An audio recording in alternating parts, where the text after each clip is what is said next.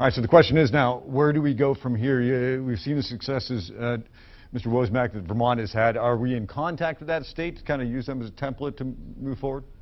We've been in contact with Vermont and Massachusetts, and both have done, in their response, I'd say they're further ahead of us, primarily, in my view, because there's more government funding. They have more money than New Hampshire? They allocate more money in response to the problem. So they have funded the dozen or 13 recovery centers. Massachusetts has done a similar thing. Massachusetts and Vermont have increased funding for treatment, access to treatment. So when you get a Gloucester police chief who wants to intervene and refer somebody for treatment, there's actually treatment available because there is money to pay for it. So you think the priorities need to change in terms of the budget? Well, I think we need to keep moving in the direction that we've moved in. We've made good headway that the alcohol fund is now twice what it was. It is still, in my view, half what it should be, but that is a positive step. I can only hope that there is more of that to follow, because when I talk to, I've met with 13 providers, treatment providers, encouraging to come to the state or expand in the state, and the first question out of their mouth is, who's going to pay for it? A critical element. Chief Willard, where do we go from here? A lot of good ideas, a lot of information exchanged. Are we making progress? I think where we go from here is we have to strip the stigma away from, you know, the disease of heroin addiction. And I've heard it here today, you know, unintendedly, we're calling everyone heroin addicts. But they're actually people suffering from the disease of addiction. Because in order to get politicians to open up their wallets, they have to understand the problem and actually care about it. And a lot of them are so naive to the fact that this is a disease where others feel as though if somebody wants to inject something in their body that could kill them, well, that's their business. And that's not necessarily the case, right? So I think, and I know as a police chief I should be talking about supply and demand and that kind of stuff, but really I want to talk about stigma, because there is a stigma attached to it that until we break through that, we're not going to get the funding that we need to do the things that they're doing in Vermont. It's just not going to happen.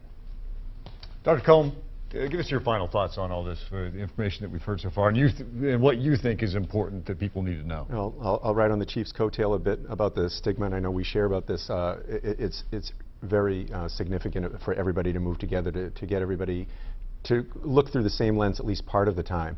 And I know that Massachusetts Governor Charlie Baker's their campaign is the new face of addiction. I think Dr. Goodwin made the comment about varsity athletes, and I know that stemmed from a family relative who wound up in a circumstance from a sport injury and an opiate issue. And the New Hampshire Medical Society, our annual conference in Portsmouth, November 6, 7, and 8, is basically the many faces of addiction. And the retrospectoscope turns to the HIV debut in the early 80s, and that's where that many faces came from, where people became quickly stigmatized by zip code, gender, behavior, et cetera, from insurance actuaries to clinicians to the village. And we know that changed, and it changed quickly. So I think we have to look at it in a similar way and move forward with that. Holly.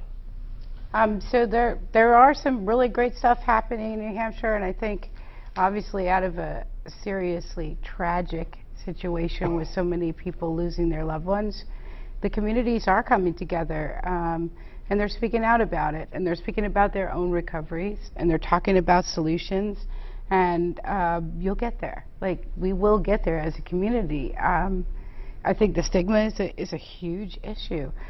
We don't need to say dirty or clean. We can say in recovery, in remission, right? It's a chronic condition. So we can start to talk about it like the medical condition it is, and you'll see better response. And also, these communities are out there trying to do their best. They're out there. Franklin's got a task force. You know, Dover's got a little community center kind of brewing. There are little pods of recovery really brilliantly doing the best they can in their communities. We only have a minute to go, but if someone's watching this tonight, suffering from addiction or has a loved one, what do you recommend be the first step? You got to reach out to somebody to help you see Tell someone where you got to go. You got to reach out to somebody that's going to say, hey, I'll get you somewhere. I'll help you for a minute, right? Whatever it takes. I think it's important to just underscore that nhtreatment.org, if you go on there, put your zip code in within 10 miles, 25 miles, 50 miles, What every person who is suffering from addiction needs is a proper clinical assessment in order to determine the level of care. There are 134 places in New Hampshire to get a proper clinical assessment, but you have to look and you have to take the time. I totaled up that 135 across the state in about 10 minutes on the website. Okay, and with that information can be found on our website. Manchester Police Department is working on a hotline as well. Thank you all for being here tonight. Certainly do appreciate it. Thanks for the participation. Have a good night, everyone. Good night.